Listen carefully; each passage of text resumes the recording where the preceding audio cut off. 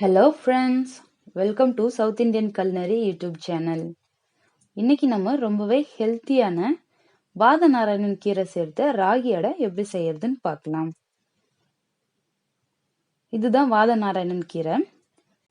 இத வாதநாராயணன், வாயு நாராயணன், வாதநாராயண கீரை அப்படின்னு சொல்லுவாங்க. இது முருங்கைக்கீரை மாதிரி மர வகையை சேர்ந்த கீரை. இந்த கீரையோட இலை ரொம்பவே சின்ன சின்னதா இருக்கும். பார்க்க கீழா நெல்லி அப்புறம் புளி இலை மாதிரி இது இருக்கும். இந்த கீரை ரொம்பவே ஹெல்த்தியானது. இந்த கீரை சாப்பிட்டா கை கால் வலி, மூட்டு வலி, வாத பிரச்சனை எல்லாம் இருந்ததுன்னா சரியாகும். இந்த கீரை இது மாதிரி அடை செஞ்சு சாப்பிடலாம். அப்படி இல்லைன்னா துவையல் பண்ணலாம். இல்லைன்னா முருங்கைக்கீரை மாதிரி அப்படியே பெரட்டி பொரியல் மாதிரி செஞ்சு சாப்பிடலாம். இந்த கீரை கிளீன் பண்றது ரொம்பவே ஈஸி. இங்க பாருங்க, இது மாதிரி இலை மட்டும் நம்ம உருவி எடுத்துக்கணும். இதுல கோம்பு குச்சிலாம் எதுவுமே இல்லாம இது மாதிரி கிளீன் பண்ணி எடுத்துக்கோங்க. வாங்க இப்போ இதுல நம்ம அடை எப்படி செய்யறதுன்னு பார்க்கலாம். அதுக்கு ஒரு பவுல்ல 1 கப் அளவு ராகி மாவு எடுத்துக்கலாம். கேழ்வரகு மாவு, இதோட வாதநாராயண கீரை சேர்த்துக்கலாம். இந்த கீரை அலசும் பொழுது இது மாதிரி ஃபில்டர் வச்ச பாத்திரத்துல அலசுங்க. அப்பதான் எடுக்கிறது ஈஸியா இருக்கும். கீரையும் வேஸ்ட் ஆகாது. நீங்க அப்படியே அலசினீங்கன்னா சின்ன சின்ன இலை இருக்கிறதுனால நிறைய கீரை வேஸ்ட் ஆகும். எடுக்கிறது ரொம்ப கஷ்டமா இருக்கும். இப்ப இந்த கீரையில 1/2 கப் அளவு நம்ம சேர்த்துக்கலாம். இதோட ஒரு வெங்காயம் பொடியா கட் பண்ணி வச்சிருக்கேன், அதையும் சேர்த்துக்கலாம்.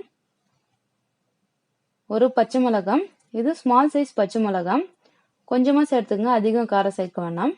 இதோட தேவையான அளவுக்கு உப்பு சேர்த்து இது தண்ணி சேர்க்காம ஒரு வாட்டி நல்லா மிக்ஸ் பண்ணிக்கலாம். இந்த கீரை சின்ன சின்ன இலை இருக்கிறதுனால சீக்கிரம் வெந்துடும். அதனால இதை நீங்க அப்படியே சேர்த்துக்கலாம். அப்படி இல்லைன்னா நீங்க லைட்டா எண்ணெய் சேர்த்து ஆனியனையும் கீரையும் வதக்கியும் சேர்த்துக்குங்க. நம்ம வதக்காம அப்படியே சேர்க்கும் போது கீரை ஆனியனோட ஃபிளேவர்லாம் அடையில நல்லா இறங்கியிருக்கும். ஸோ சாப்பிடும் பொழுது நல்லா வாசனையா டேஸ்டா இருக்கும். இதுல கொஞ்சம் கொஞ்சமா தண்ணி சேர்த்து இந்த அளவுக்கு கெட்டியா பிசைஞ்சு எடுத்துக்கலாம்.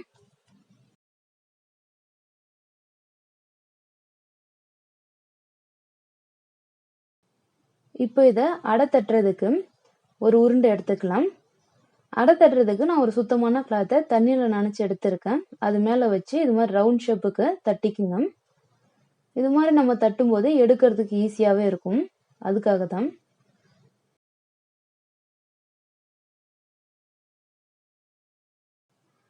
இப்போ இந்த கிளாத்ல அடிப்பக்கமா நம்ம கையை வச்சு திருப்பும் போது அடை உடையாம ஈஸியா நமக்கு கிடைச்சிடும். இப்போ இது ஒரு தோசைக்கல் நல்லா ஹீட் பண்ணிட்டு 1/2 டீஸ்பூன் எண்ணெய் சேர்த்துக்கலாம்.